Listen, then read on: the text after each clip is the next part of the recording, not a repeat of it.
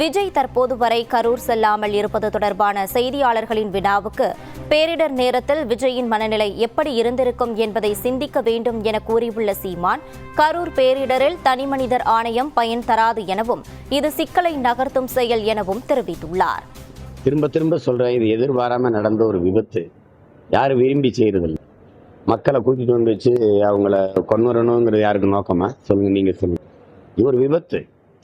இப்ப நியாயமா பார்த்தா இப்ப நம்ம எல்லாம் இவ்வளவு வலியோட பேசிட்டு இருக்கோம்ல, இதை விட அவருக்கு 2 மடங்கு காயம் இருக்கும், வேதனை இருக்கும். என்னடா நம்மளால இப்படி நடந்துச்சு.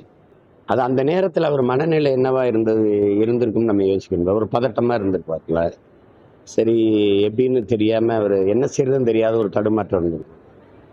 எல்லாருக்குமே இருக்கிறதா.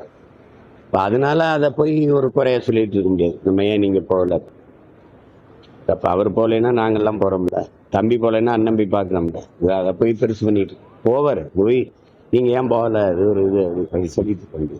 ஏற்கனவே உங்களுக்கு எத்தனை ஒரு நபர் நீதிபதி அறிக்கையை நீங்க பார்த்துருக்கீங்க. சரி, தூத்துக்குடி துப்பாக்கி சூட்டில் இதே அம்மா அருணா ஜெகதீசன் தாக்கல் செஞ்ச அறிக்கை என்னாச்சு? அதுக்கு நடவடிக்கை என்னாச்சு?